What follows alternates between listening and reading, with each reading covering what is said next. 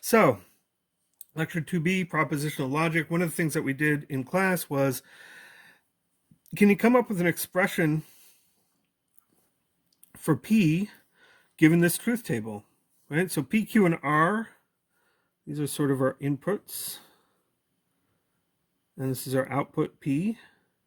And what is P? What's the formula for P, right? So we look at the 3 rows where capital P is true, and then we think about what do these things need to be to give me a true thing out of that. So for each row, I make an AND statement, P and not Q and R.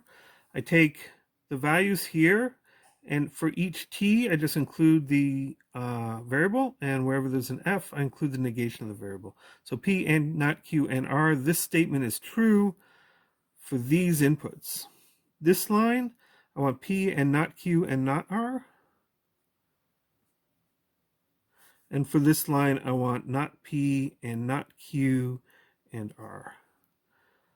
So P, I'll just join all of those with ORs. And I'll put them in a little column here because I don't have a huge amount of space on this paper and it's a long statement. Or not P and not Q and R. So there's our statement, right? My 3 AND statements joined together with R's. It's a very long expression. The question is, can I simplify that somehow? Is that just too long? So there's a little bit of algebra or calculus or something, often called propositional logic, of ands and ors and nots. So one factoring rule is this. One can think of this as I've got an AND Q there and an AND Q there, so I can factor those both out. What's left behind is P or R, and that goes in its own little parentheses. You can also think of this, of course, as a distribution rule. If I have an AND Q outside of a parentheses, I can distribute it in to the R and in with the Q, with the P, right? And then the OR comes out there, right? So it's a way to it's like factoring or distribution when you think about numbers. How can you tell this if this is true, that this is equal to that? Well, equivalence, the 3 lines here, that means I want to have exactly the same columns, exactly the same outputs. So here are my inputs. For each input, do I get exactly the same output? Then they're equivalent expressions. How can I check that? Well, P and Q or R and Q. If either one of these is true, then the whole thing is true because it's an OR. So P and Q is true whenever P and Q are both true. So in this row, this is true because P and Q is true. In this row, it's true. But all the rest of the rows, this statement is false. What about R and Q? That's true whenever R and Q are both true. So this row and this row, but not in any of the others. So false, false, false, false, false. What about P or R and Q? Well, whenever Q is false, this whole thing will be false because this is an AND statement. So Q will have a false there and a false there and a false there and a false there. These 4 rows are where this statement is false because the Q is false. P or R is false whenever both P and R are false. So that would be here. We'd get a false. But in the other 3 rows, here, Q is true and P and R are both true. Q is true, P is true. That's enough to make P or R true. And in this row, Q is true and R is true, which is enough to make P or R true. So same 2 columns. So they're equivalent, and so we can swap one in for the other. One nice thing about ands and ors, if you have a true statement and equivalence involving ands and ors, you can just flip all the ands to ors and all the ors to ands, and you get a true statement as well. So you can think of OR Q, you could factor that out or distribute it in the same way you factor in and out AND Q. How do true and false work with AND and OR? If I have a statement and true, that's only going to be true if P is true. It'll be false if P is false. So P and true has the same value as P. P or true, Well, an or statement that's got a true is always true. It doesn't matter what P is, so that's just true.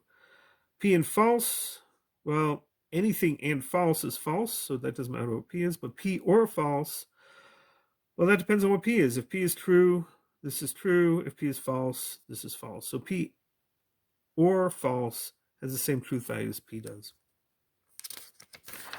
Okay, and then finally, P and P, if P is true, then this is true. If P is false, this is false. So these have the same truth value. So does P or P and equal to P. So how do we simplify our first expression? This was that expression we got from this truth table. So we can look at this and say, well, I'll use the blue pen for marking this. I've got a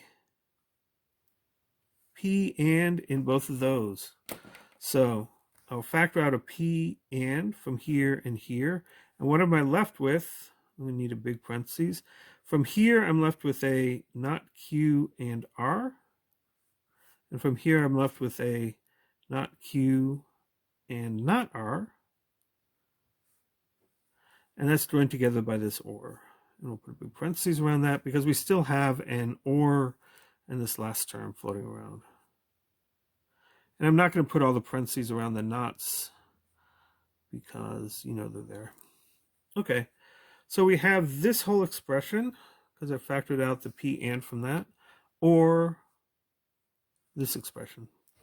So can I simplify this any further? Well, I've got a not Q and in both of those. So I can rewrite this big thing, P and. I'll take out the not Q and what's left behind is an R or not R. And then we'll put that all in its own parentheses, put my big box around it. And that's still, the big box is just the first two terms condensed a little bit. But what we can do with this is we know that this R and not R, that R or not R, that's always true, right? If R is true, this is true because R is true. If R is false, then this part is true, so R or not R is true. And what's not Q and true? So something and true, well, it depends on what the not Q is. So this becomes, using the rule just above, P and not Q. That's what this whole thing condenses to, because this is true, not Q and true is true. So we have that. Or, and then we have the second thing, not P and not Q and R. So I look at that and say, well, I can simplify further, right? I've got an and not Q and not Q. So I will take that out, and not Q, and I'll write it over here on the right. So that's my not Q. What's left behind when I pull that out? I've got a P from here, and then an or, and then what's left behind in this parentheses is a not P and R. So I've got this and not Q. Okay, so can I simplify that any further? Well, here's where I can do a distribution. I've got a P or not P and R. Not P and R is inside the parentheses. I can distribute the P or inside. Why would I want to do that? Well, I've got two occurrences of P, and I think I can condense them to get them to go away. So if I do the distribution, P and not P, and then the P or not P, and then the and stays in between, and then I have P and R, and that's all in this big box, and not Q. P or not P, like we saw before, something or not itself, that's always true. So this is always true. And true and something is just whatever the something is. So this whole part turns into being just P and R. And not Q. And so there's our statement, right? We've taken this long thing and we've condensed it down to just that. So that's a little bit of what algebra does. We're not going to do anything really complicated with it, but it's nice to see how it works. De Morgan's rules are two other things that we'll see a bunch of. Not P and Q is the same thing as not P or not Q. So the not, in a sense, distributing it through You get a not on both the P's and Q's, but you flip the and to an or you flip the or to an and. So the not flips ands and ors, essentially. So here's an example that you come up in algebra a lot. And I'm going to slide this up a little bit so we can give myself some space. X less than minus 3 or x greater than 3. If we rewrite that in symbols, P is x less than minus 3, Q is x greater than minus 3. This is P or Q. That's the statement. So, De Morgan's law, what's the negation of this statement? Not P or Q would be not P and not Q. Right? The not distributes to the P and Q, and it flips the or into an and. So what does this mean in English? Well, deciphering a not statement is a little bit tricky. So it's not x is less than minus 3, and, that's the and statement, not x is greater than, positive 3. Okay, so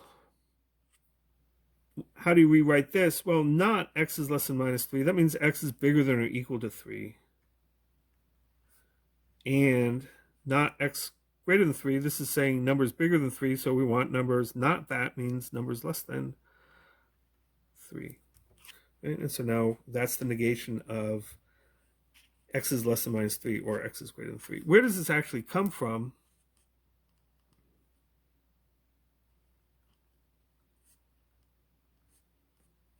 It comes from that equation. Solve x squared plus 9 greater than 0.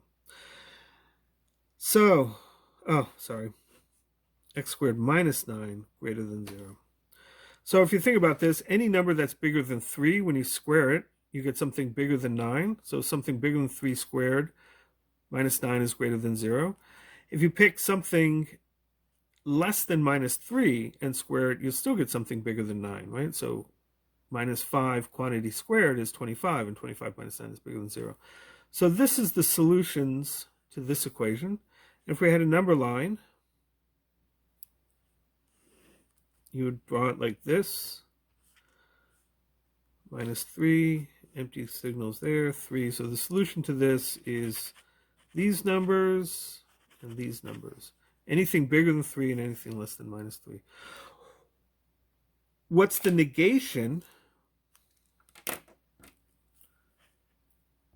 The negation is saying that I want, this is my number line again, I want numbers including minus 3 and between them. So we fill in the circles there. We say, okay, those numbers. It's literally the negation of this. This is all the numbers to the left of minus 3 and to right of 3. This is the parts left out of that. So this is the negation of this. And this would be the solution to